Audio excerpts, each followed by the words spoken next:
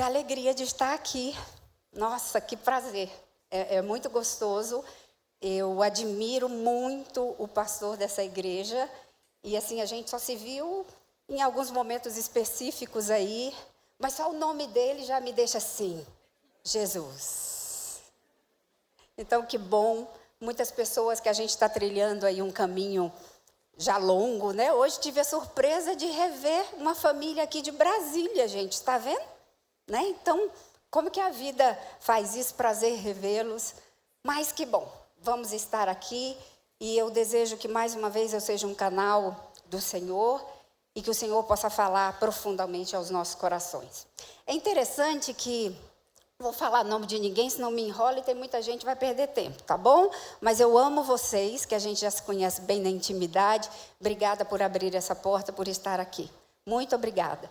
E aí vocês ficam aí, ó, Jesus abençoa, ó, usa Neide, tem uma missão específica. Mas é muito interessante que todas as vezes que eu sou convidada para ministrar uma palestra, seja na igreja, seja muitas vezes no Rotary, escolas e tal, eu gosto de degustar o tema. E eu gosto de me apropriar dele para mim. E a pergunta é: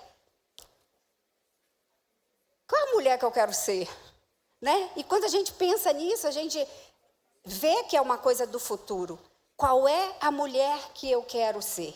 E aí nós vamos ler, nós não lemos hoje ainda, mas nós vamos ler o versículo que é base, mas eu quero brincar um pouquinho. Vou fazer uma bagunça aqui, ainda bem que não tem ninguém aqui por trás, porque minha netinha ontem rasgou todos os meus esboços, sabe? Brincando na minha cama.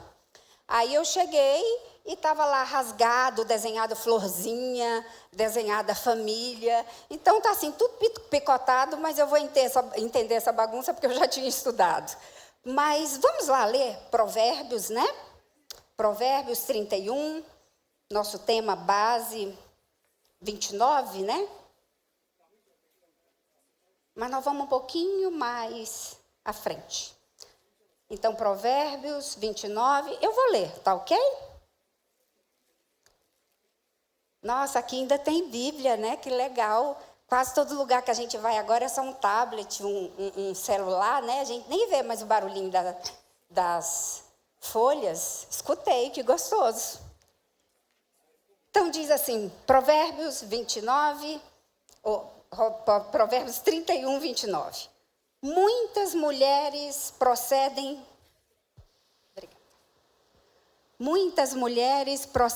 virtuosamente, mas tu a todas sobrepujas. Eu vou ler o 30.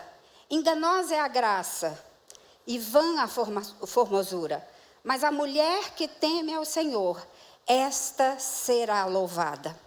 E é tão interessante que já está dando toda a resposta. Qual é a mulher que eu quero ser? E eu vou no antagonismo dessa palavra, porque quando você começa a ler Provérbios, a partir do versículo 10, eu não sei, a maioria é mulher aqui, então eu posso falar.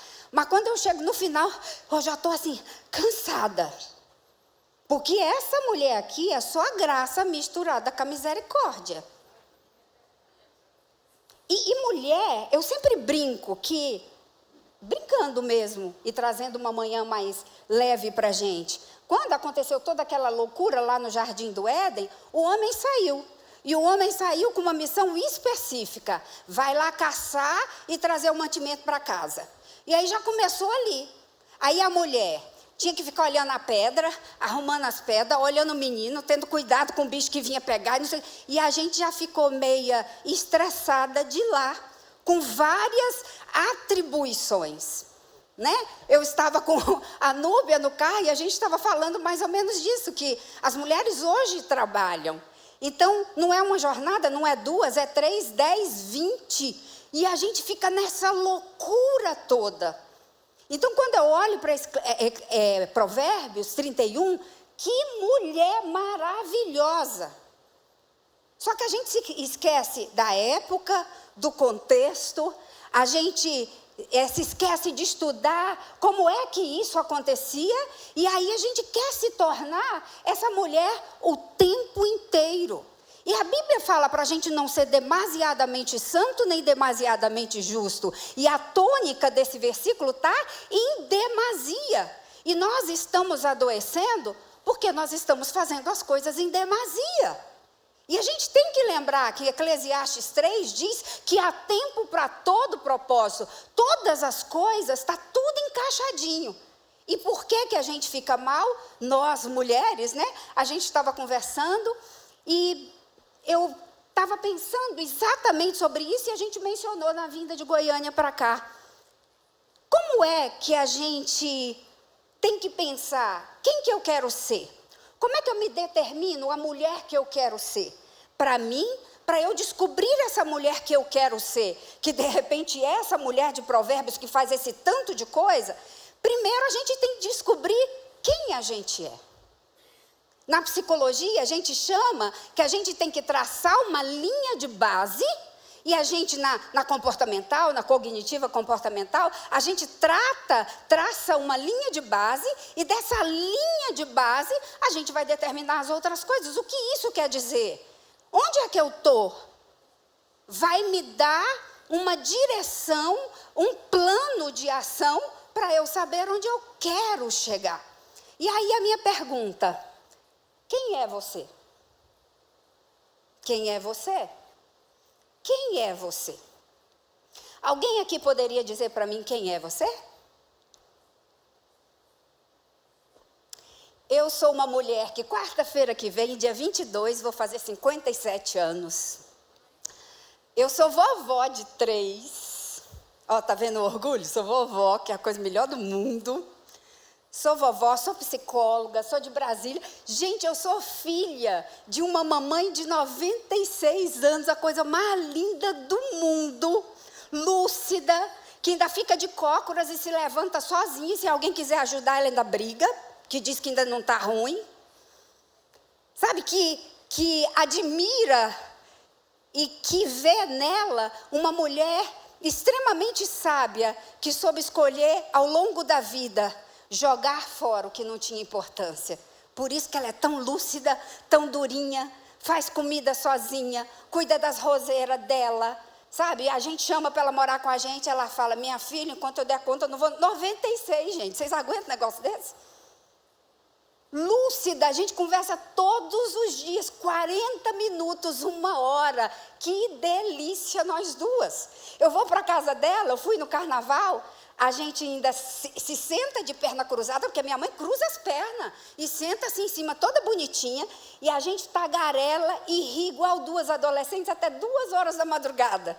Aí no outro dia a gente está lá, conversando, potoca, rindo. Quem sou eu, mãe de 2 filhas? Quem é você? Alguém quer dizer quem é você? Tem alguém aí? Diz, quem é você? Fala alto. Ediane.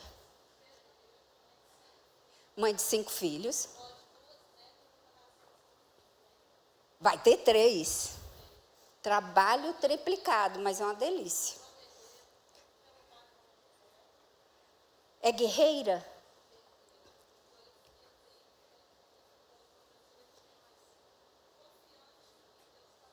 É guerreira, confia em Deus. Alguém mais uma? E sou cristã. Alguém quer dizer mais alguma coisa? Então fala para mim. Fala alto, para ver se o pessoal lá de trás escuta. Eu sou Raimunda. Eu esqueci do meu nome, gente. Maranhense. 6 filhos. Olha aí, maranhense, né, gente? 6 filhos.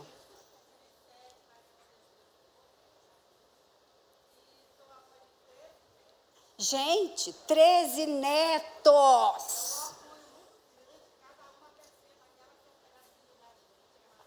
Maravilhoso mesmo.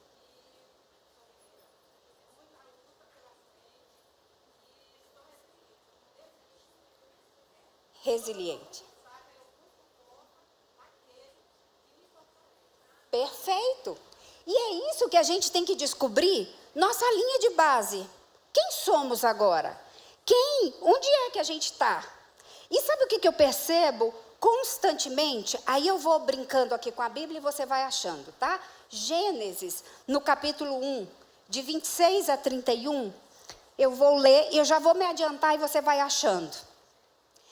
Gênesis 1, de 26. Também disse Deus: façamos o homem à nossa imagem, conforme a nossa semelhança. Tenha ele domínio sobre os peixes do mar, sobre as aves do céu, sobre os animais domésticos, sobre toda a terra e sobre todos os répteis que rastejam pela terra. Criou Deus, pois, o homem à sua imagem. A imagem de Deus o criou. Homem e mulher os criou. E Deus os abençoou e disse: sede fecundos, multiplicai-vos, enchei a terra e sujeitai-a. Dominai sobre os peixes do mar, sobre as aves do céu e sobre todo animal que rasteja pela terra. E disse ainda: vos tenho dado todas as ervas que dão semente que se acham na superfície. E aí vai um monte de coisa. E é exatamente nessa área que eu quero entrar aqui. Nós lembramos disso, de todos os papéis da vida que a gente tem. Mas normalmente a gente se esquece que nós somos imagem e semelhança de um Deus Todo-Poderoso. E quando começa todas as coisas, Deus nos dá todo o poder. Sabe o que eu achei interessante? Eu não falei, porque eu que preparei a mensagem, mas nossa querida lembrou lá no final: eu sou cristã. E as duas falaram de guerra, de batalha, da resiliência. Quem é que nós somos? Parece que a gente se esquece. Quem é essa mulher que eu quero ser? Parece que a gente se esquece hoje que nós somos imagem e semelhança de um Deus Todo-Poderoso, que no nome dele nós saltamos muralhas, nós destruímos exércitos e nós podemos todas as coisas naquele que nos fortalece. Então, se nós somos isso tudo, queridas, por que a gente está nessa luta toda, nessa dificuldade toda? Sabe por quê? Porque a gente sabe na teoria, mas na prática a gente não sabe. A gente não sabe na prática quem nós somos. Nós não usamos todo esse poder que a gente tem. A gente fala muito bem, a gente conta um monte de coisa por aí. Mas de verdade, se Papai do Céu chegasse para nós agora e perguntasse: filha, me dá teu coração, o que a gente tinha para dar? Que mundo é esse que a gente está vivendo? Um mundo imediatista, um mundo que a gente tem tanto preocupação com o que o outro está achando, o que o outro está pensando, o que o outro está fazendo. E aí a gente tem uma outra referência em Mateus 16, do versículo 13 ao 18, e é uma coisa tão interessante que diz assim: e chegando Jesus às partes de Cesareia de Filipe, interrogou aos seus discípulos dizendo: quem dizem os homens ser o Filho do Homem?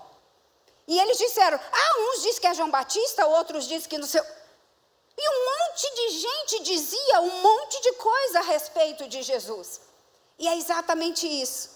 A gente não pode agradar a dois senhores.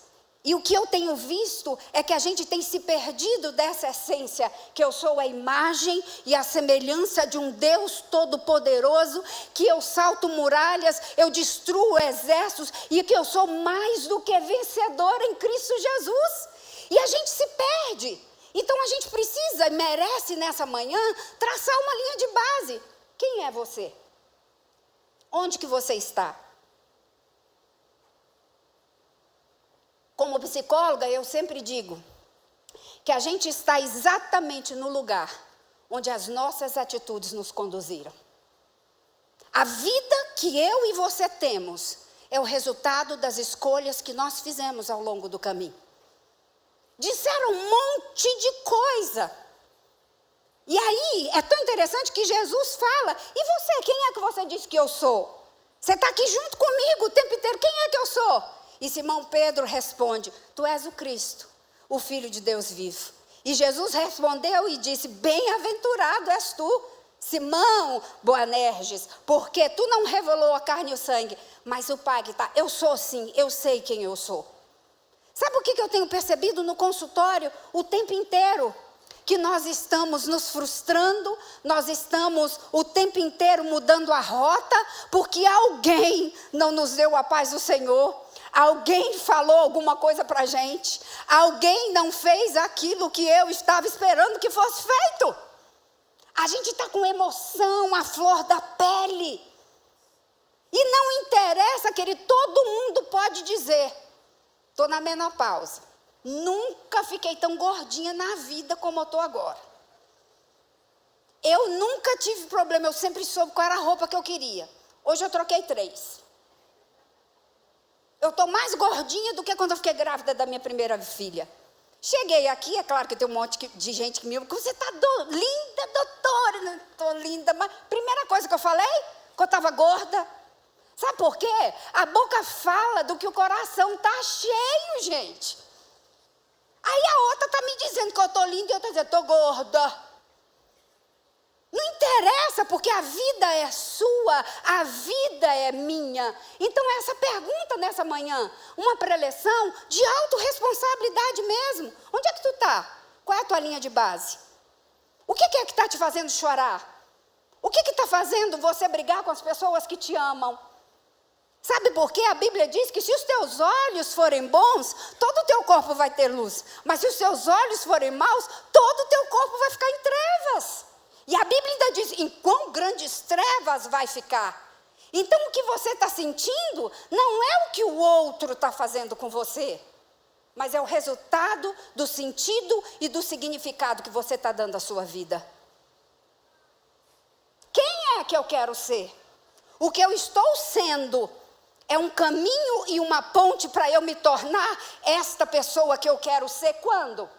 No futuro próximo? Amanhã? Daqui 1 ano?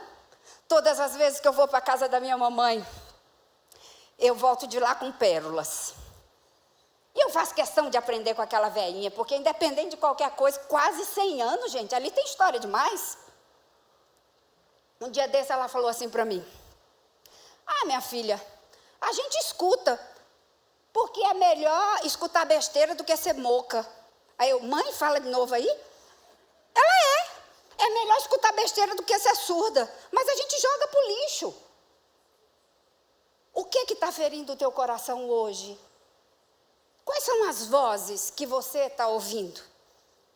Eu lembro de uma certa feita que Gideão estava ouvindo as vozes do medo, da insegurança, do perigo. E ele foi malhar trigo no lagar. E ele sumiu. E ele está lá. E Deus tinha uma missão para ele incrível. Deus estava vendo ele como um filho dele, que podia fazer todas as coisas. Quando Deus fala com ele, desse jeito que a gente faz, ele vira e fala assim, não, mas pelo amor de Deus, eu sou o menorzinho, minha família não é nada, minha família não tem nome, eu sou ainda o menor. Deus perguntou quem que ele era. A gente ainda fica arranjando, não, a gente quer chegar lá na frente, mas a gente fica, desculpa o jeitão aqui, numa lambança. As águas se moveram, aí Jesus fala lá para o outro o que ele está querendo, em vez dele falar, eu quero ser curado, ele fala, não, é porque não tem ninguém para me jogar dentro da água. Meu Deus do céu, como que a gente inventa dificuldade? Qual é a mulher que você quer ser? Qual a mulher que você está sendo? Qual a mulher que você está sendo? Aí eu pensei em casa, falei, o que eu quero ser? Aí eu peguei e falei assim, eu quero ser aquela mulher, ou homem, eu sei lá o quê, mas eu quero ser, Salmo 103, bendiz, ó minha alma, ao Senhor, e tudo que há em mim glorifique seu santo nome. Falei, é essa mulher que eu quero ser. Tem uns 8 anos que eu venho com um propósito com Deus, quando as lutas apertam, né? Eu falei, Jesus, não quero ser hipócrita. O que eu falo no púlpito, o que eu falo na minha casa, o que eu falo para os meus pacientes, eu quero viver. E quando eu não der conta de viver, não tem problema não. Eu ainda estou em aperfeiçoamento, não existe perfeição para essa terra. Eu quero ser essa mulher, mas eu quero que você procure uma outra passagem e nós vamos falar mais um pouquinho dela. Romanos capítulo 12. Romanos capítulo 12. Por que que a gente tem que ajustar a rota como um GPS? De repente você entra numa esquina e aparece lá, reajustando a rota. A gente tem que fazer isso constantemente. Sabe por quê? Esse mundo imediatista, uma interpretação errônea de Provérbios 31, nós mulheres, desculpa aqui mais uma vez, mas gente, como mulher metida besta, como que a gente sofre porque quer ser perfeita? Você já viu que o que derruba a gente não é nada grande, é só besteirinha? E numa TPM? Meu Deus do céu, uma respirada, adoro quando eu pego as minhas pacientes. Uma das coisas que eu faço com toda mulher de qualquer idade, eu monitoro os hormônios dela. E quando tem marido, eu muitas vezes peço para conversar com eles, eu falei, coloca um mapa lá na sua casa, e coloca assim, perigo, perigo, sabe, esse aqui tem aproximação, porque gente, conhecendo, a Bíblia fala que o povo pereceu porque lhe faltou conhecimento, e é conhecimento de tudo. O que deixa o homem ruim? Falta de intimidade e falta de dinheiro. Sabendo disso, gente, a gente consegue andar com muito mais cuidado. Quando abençoado chega, e mulher é um bicho tão esquisito, que a gente percebe tudo. Às vezes quando ele chega e pisa assim, a gente já fala, menino, corre que o papai não está bom não. E por que a gente não traz este conhecimento para a gente? E eu sempre falo para elas, é a TPM que está analisando o contexto ou realmente aconteceu? Não, doutora, não tem nada a ver não. E eu marco, sabe? Estou lembrando de uma aqui que era muito engraçada. Uma vez ela jogou o celular, outra vez ficou emburrada no quarto uns dias. E aí eu falei assim, olha, eu acho que você precisa procurar uma ginecologista. Eu estou achando que você está com uma disforia pré-menstrual. Não era nem TPM não, já era uma disforia. O trem já estava feio, sabe? E aí ela, não, doutora, eu não concordo não. Eu falei, então vamos agora para a prova do crime. Aí eu tinha anotado, o mês de abril, a data tal, olha aí. Olha o mês de maio. Aí ela, meu Deus do céu. A gente nem se conhece. E aí sabe o que a gente faz? A gente joga para o outro a responsabilidade de nos fazermos felizes. Mas minha cara, é você que pensa o que você pensa.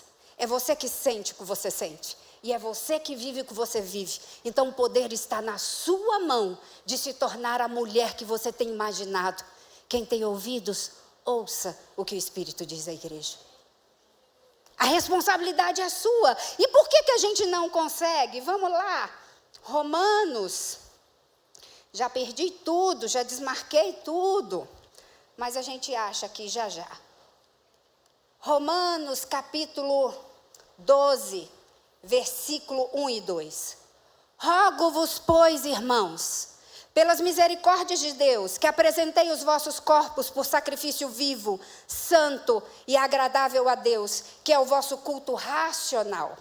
E não vos conformeis com este século, mas transformai-vos pela renovação do vosso entendimento, da vossa mente, para que experimenteis qual seja a boa, agradável e perfeita vontade de Deus. Eu parei para pensar, falei, qual é a mulher que eu quero ser?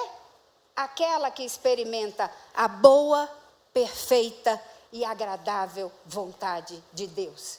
E isso está onde? Está nas minhas mãos.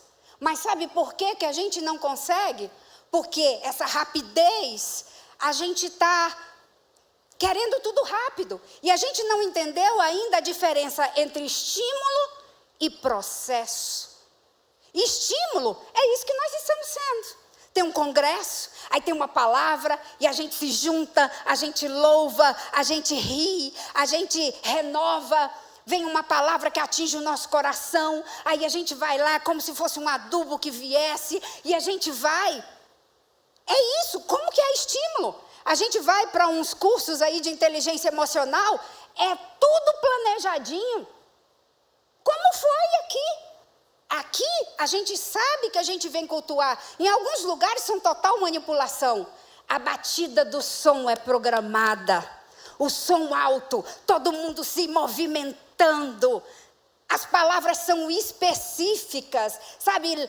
Tem testemunhos, um estímulo de que você pode ser um gigante. O estímulo é isso. Aí o processo é que vira o trem. Olha aqui, para eu viver a perfeita e agradável, sabe, a boa, perfeita e agradável, tem um processo, olha o que está escrito. Começa com rógovos, é uma oração chorada mesmo, pela compaixão, pela misericórdia. Olha os processos. Você tem que apresentar o seu corpo como sacrifício santo e vivo. Você tem que ter um culto racional. Eu tenho ainda, né? A gente já conseguiu aposentar ele, mas um pacientezinho psicótico. E a gente teve que aposentar, porque ele não dá conta de nada. E ele é servo do Senhor. Você não tem noção, gente, quantas mensagens ele já me deu no consultório. No delírio dele, a Bíblia fala, nem os loucos errarão o caminho. E tem dia que a gente começa a conversar e ele delira, e eu vou anotando, porque dá uma mensagem maravilhosa, e dá testemunho para contar. E aí um dia eu peguei e falei assim, mas você tem certeza que você é abençoado? Eu tenho, doutora Neide, eu sou abençoado, eu sou próspero, eu sou abundante. Ele não consegue trabalhar, ele não tem habilidade social, e ele é muito iracundo de planejar a matança mesmo, sabe? E aí eu peguei e falei assim, mas o que tu está fazendo? Tu não está fazendo nada? Aí ele pegou e falou assim, uai, doutora Neide, estou te estranhando. Me deu uma cacetada e falou assim, a senhora é tão inteligente, tão de Deus, está me dizendo isso? Eu falei, fala mais, aí que eu não estou te entendendo não. Se Deus falou que eu sou abençoado e próspero, eu preciso fazer alguma coisa? Vai abrir um buraco bem aqui no teto e vai cair um monte de dinheiro e eu vou ser abençoado e próspero. Ele crê. No delírio dele, ele acredita isso totalmente. Culto racional. Vai lá, deitar numa rede e dizer, eu quero trabalhar para o meu Senhor, eu quero trabalhar para tu ver se vai ter alguma coisa. Só na cabecinha dele que isso vai ser. E aí o processo, minha cara, é que é complicado. O processo, eu acho que eu contei isso na sua casa. Eu acho que eu falei sobre isso. Eu tenho um irmão especial de 60 aninhos. Mas ele é lindo, maravilhoso. Graças a Deus o Senhor me deu habilidade e eu o treinei. E ele é totalmente funcional. Ele tem um retardamento mental mesmo, ele não sabe ler, ele não sabe escrever, mas ele tem celular. Ele tem lá tudo bonitinho, os horários dos remédios da mamãe. Ele sabe fazer comida, mamãe só come arroz integral. Ele sabe que demora a cozinhar e ele coloca. Ele faz comidinha, ele vai para a rua e ele dá conta de comprar 5 itens de cada vez. Ele anda o dia inteiro, mas ele faz compra da casa, ele sabe comprar remédio, ele sabe brigar com meu irmão porque o meu irmão não apareceu, ele sabe dizer que eu moro longe, mas que eu falo mais com minha mãe do que minha irmã. Ele faz tudo, a coisa mais linda do mundo. E aí um dia eu cheguei na casa dele e ele pegou, mora a mamãe e ele, olha que gracinha, um lerdinho de 60 e a mamãe de 96. Tudo lindo e funcional e tudo limpinho. Porque não importa o que nós temos ou o que somos. O que se precisa é ter consciência dessa linha de base para saber o que tem que fazer. Eu cheguei na casa dele e tinha umas plantações lá, tinha alface, tinha coentro. E eu perguntei e falei assim para ele, Valzinho, mas que hortinha mais linda, que coisa mais linda e tal. Ele, pois é, Maneide, eu plantei. Aí eu falei, nossa, Valzinho, que coisa mais cheirosa. E aí eu colhi aquele alface para fazer a saladinha, aquele coentro e tal. Quando chegou no final, que eu estava voltando para Goiânia, ele me deu um negócio assim, super prático, né? Ele pegou e me deu um saquinho de semente e disse assim, tu gostou? Então toma aqui, planta. E eu falei, gente, gente, é isso mesmo. Aí eu voltei para Goiânia, minha vida estava uma loucura, e quando eu fui mudar, eu descobri a semente.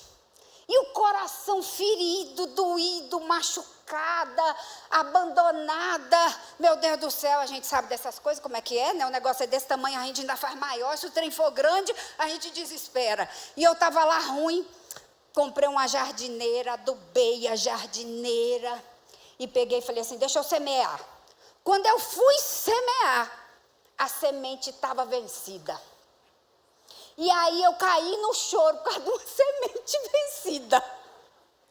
E aí eu comecei a chorar e eu peguei e falei assim, mas Deus, quando o tempo está ruim, até a semente que a gente tem na mão está vencida. E eu falei assim, mas eu vou semear esse trem, eu vou colocar aqui, porque quem sabe tem alguma viva igual a mim, quem sabe tem um resto de vida aqui. E eu vou, gente, e eu semeei esse coentro. E todo dia eu chorava nesse coentro. Só que eu esqueci de descobrir quanto tempo levava para ele germinar. Eu esqueci de olhar tudo. É isso que a gente não se torna o que a gente quer. Porque a gente entra de qualquer jeito na vida.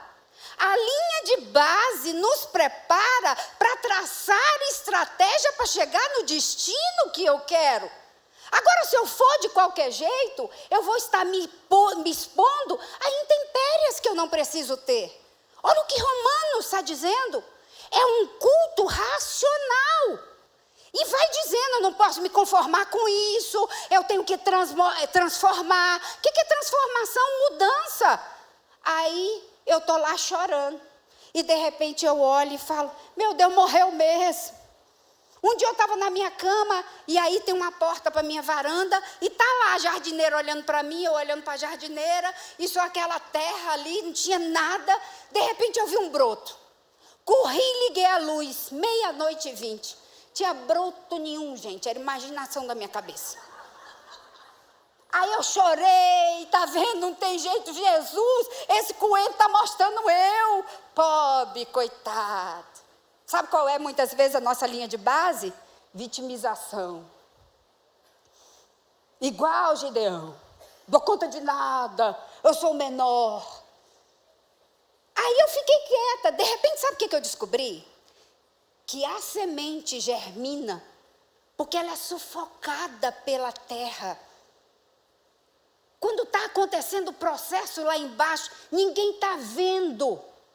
Às vezes, quem está do nosso lado está falando alguma coisa, mas não sabe de nada.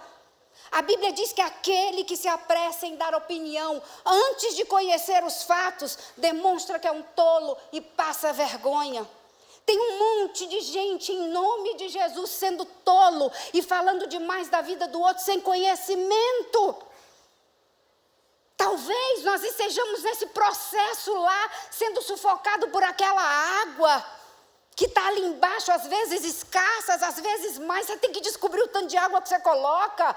Você tem que saber qual é o próximo passo para você ser essa mulher que você quer ser.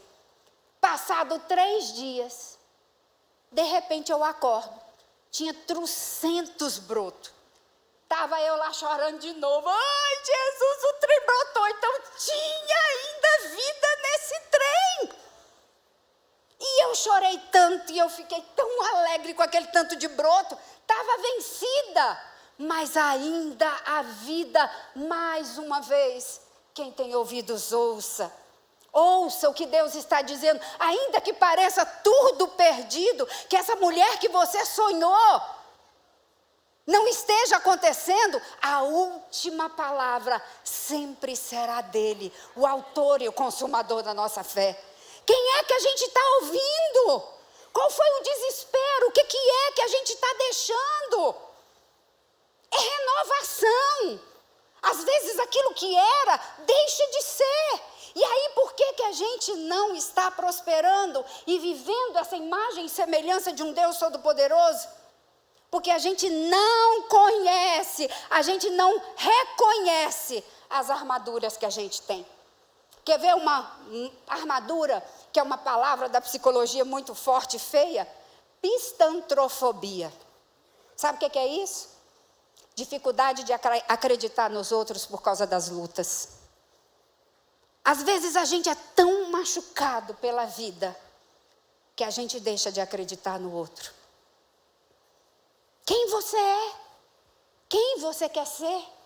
Ou talvez, uma outra pergunta: por que choras? A quem procura? Sabe o que eu tenho visto? Nós, mulheres, caçamos problemas com as nossas mãos. Às vezes a gente não dá conta de arrumar a nossa vida, mas a gente quer arrumar a vida de todo mundo que está à nossa volta. E depois a gente ainda se sente pesada porque o outro que está do nosso lado não está vendo o esforço que a gente está fazendo para cuidar dele. Tu está fazendo porque quer. Se você é observadora, se você pensa tudo, se você ficou habilidosa lá no Éden com aquele tanto de pedra, fera, menino e essa coisa toda, isso é você. O TDAH é muito interessante, ele é muito inteligente, ele pensa rápido, ele não tem foco. E aí quando alguém começa a pensar devagar, ele: ô tia Neide, eu não tenho paciência não, me dá vontade. O seu tempo é o seu tempo, o do outro é outro. A única pessoa que você pode mudar é você mesma. A única pessoa, e no geral a gente não dá conta de se mudar, mas a gente quer mudar o outro. Eu nunca vou esquecer desse livro, Senhor, Transforma-me. A escritora chamada Evelyn, ela disse o seguinte: passei a vida inteira tentando fazer com que o meu marido fosse o homem que eu queria que ele fosse. E ele nunca mudou. Quando eu mudei, ele se tornou o homem que eu queria. E aí ela disse: a transformação mais forte na transformação dele foi a minha mudança, não foi a minha palavra. E a gente ainda tem muitas vezes o orgulho de achar que sabemos tudo. E isso nos pesa. Gente, pensar desgasta demais.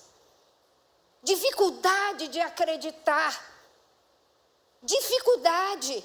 Você pode até não acreditar, mas não haja dessa forma. Ouse. Coloque nas mãos do Senhor. Essa semana eu disse para alguém: não duvide então. Espera, porque o que é de Deus se cumpre. Então espera no Senhor, confia nele, e o mais, tudo ele fará. Mas a gente quer tudo assim, ó, aperta aqui, é agora. A gente não tem resistência à frustração, a gente não quer não. A gente se apressa, e aí a gente perde o caminho e essa trajetória. Meu coentro ficou lá, meu coentro cresceu, meu coentro deu semente. E eu colhi a semente, botei para secar e depois plantei outro coentrinho. Porque é isso, a gente floresce onde a gente está plantado. A árvore plantada junto ao ribeiro dá o seu fruto na estação própria. Pode fazer o que você quiser.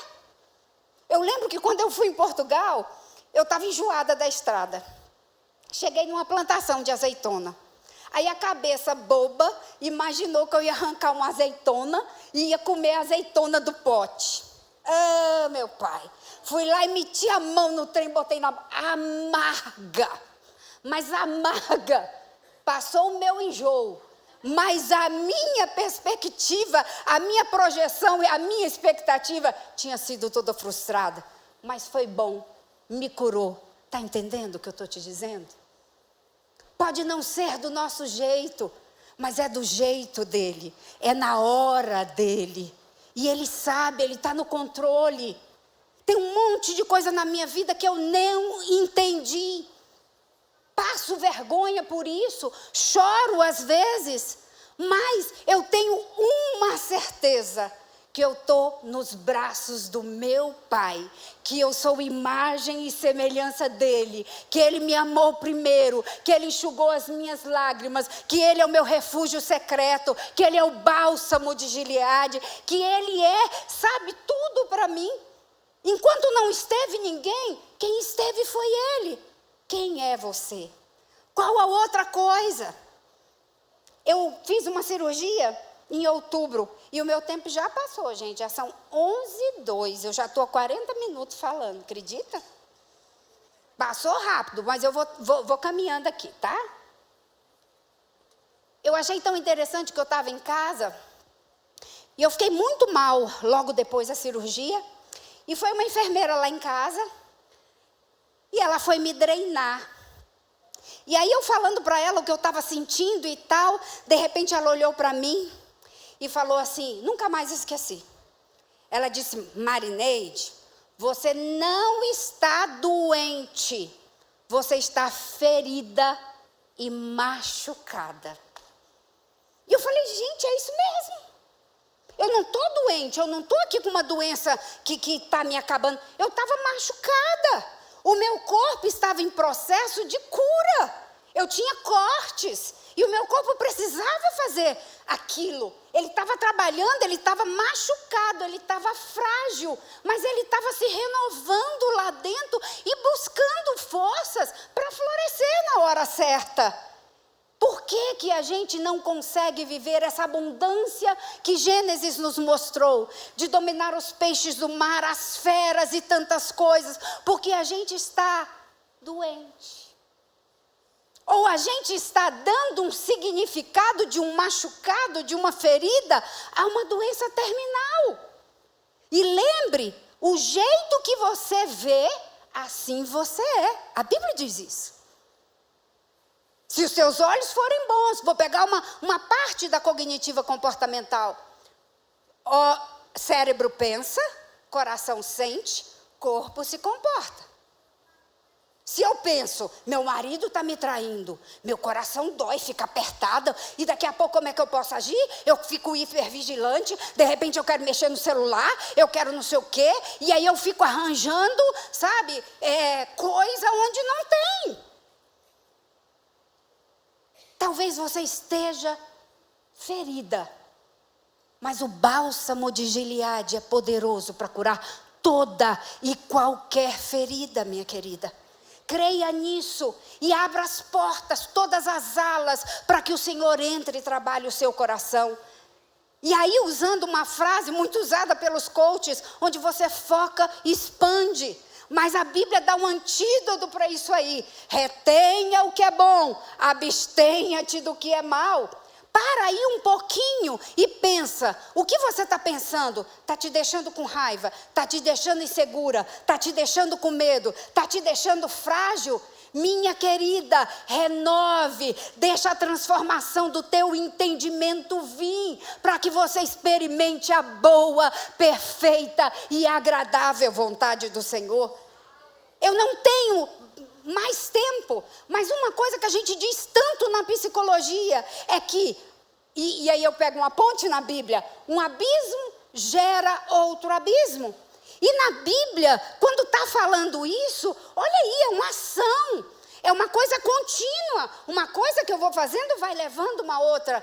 Na psicologia também é assim, um adoecimento gera um outro adoecimento. Se eu tenho uma depressão e eu não cuido dela, daqui a pouco eu tenho um transtorno de ansiedade. Porque eu começo a ficar preocupada que eu não estou conseguindo florescer, que eu estou ruim. Aí, essa depressão do começo vai para uma ansiedade. E se eu não cuido da ansiedade, daqui a pouco eu vou para uma síndrome do pânico. Se eu não cuido dessa síndrome do pânico, passar dos tempos, eu negligenciar. Não, eu sou forte, eu dou conta de agir desse jeito. Até uma bipolaridade pode acontecer. O Senhor pode fazer todas as coisas. Mas basicamente, entrando para o fim dessa palavra, eu quero te dizer o seguinte. Houve um milagre. Lázaro ressuscitou. Lázaro ressuscitou. Mas antes de Lázaro ressuscitar, Marta e Maria tiveram um encontro. Uma outra coisa que impede que a gente desfrute da boa, perfeita e agradável vontade é o excesso de crítica.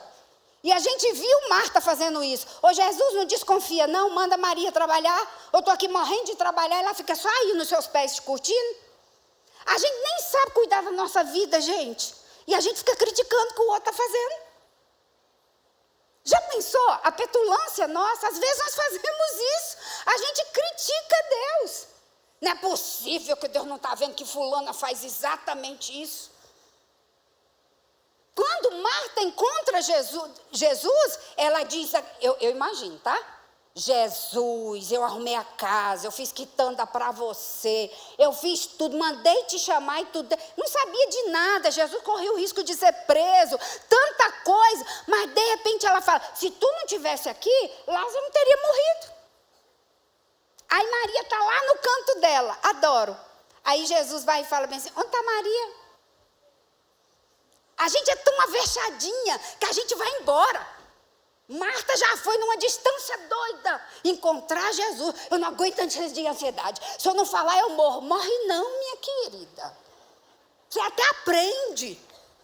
É só o hábito de abrir o bocão e falar.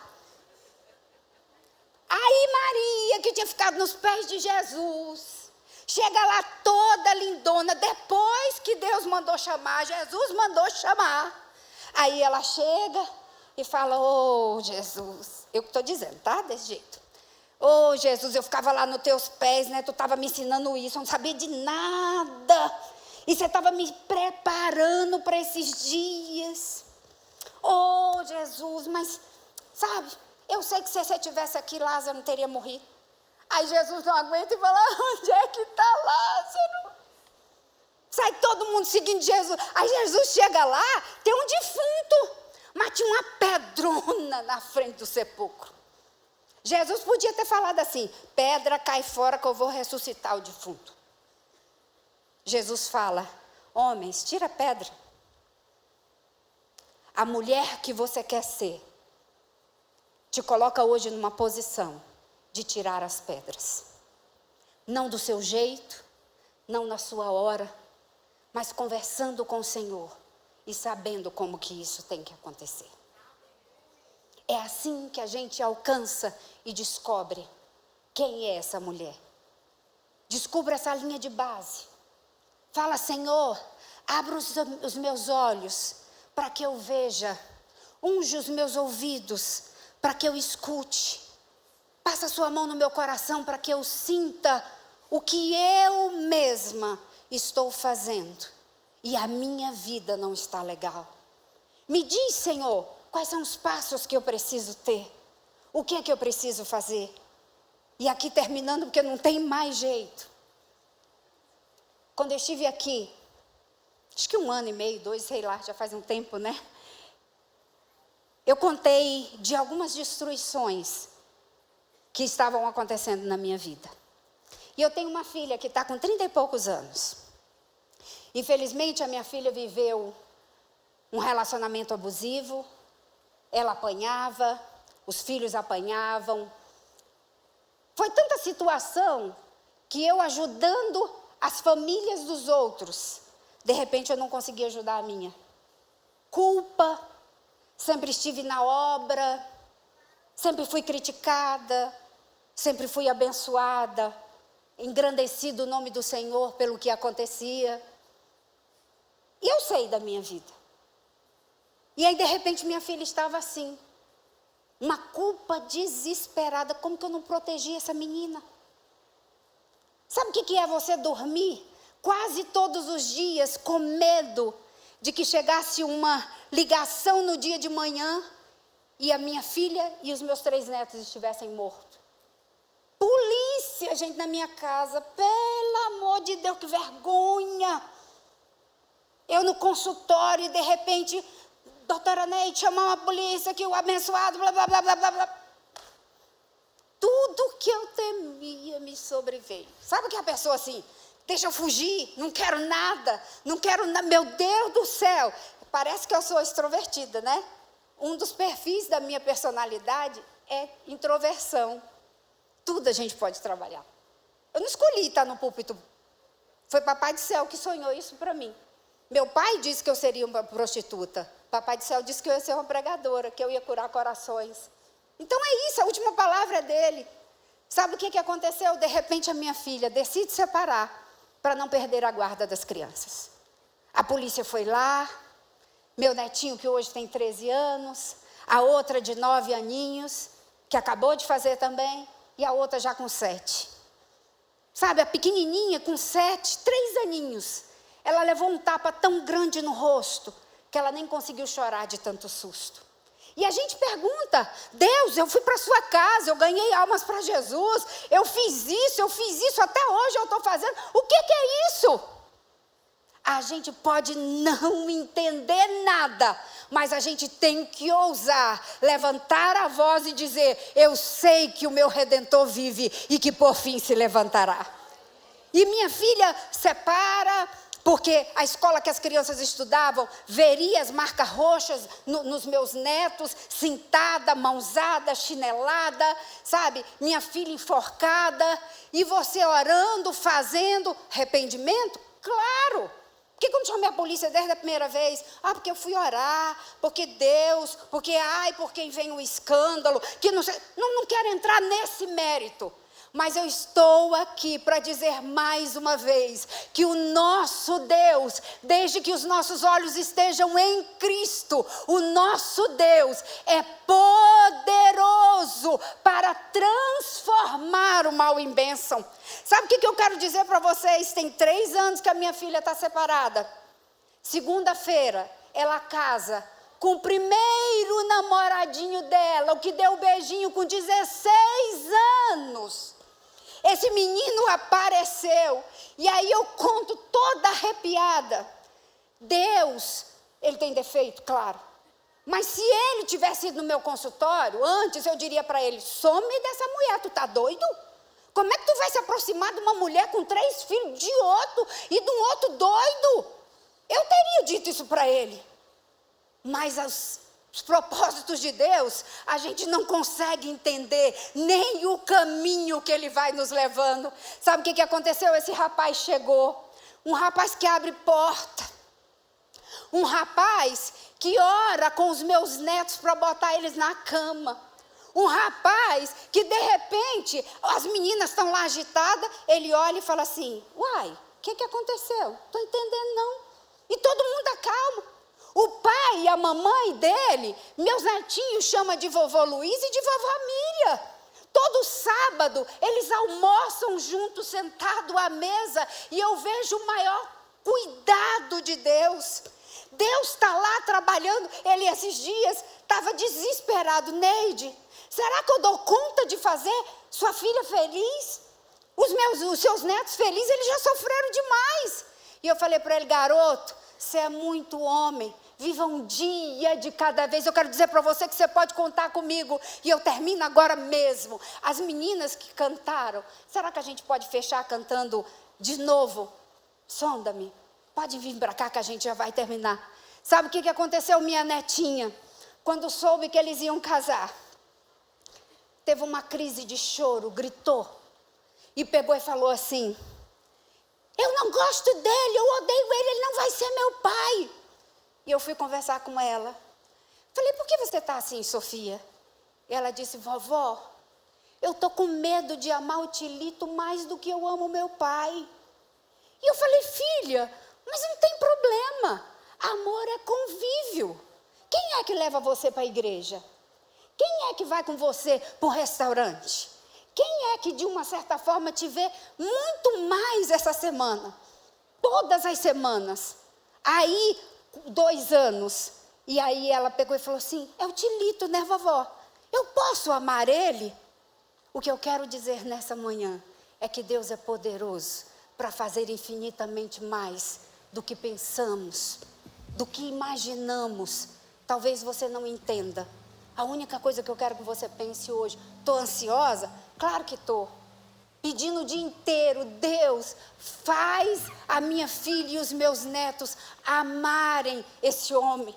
Faz eles respeitarem. Senhor, tudo que eu puder fazer para estar ali. Não consigo entender nada. Foram 10 anos apanhando. Mas agora está bonitinha na casa do Senhor. Nunca se afastou da casa do Senhor. Foi para lá todos os dias. O segredo de viver uma boa, perfeita e agradável vontade de Deus é estar aos pés da cruz.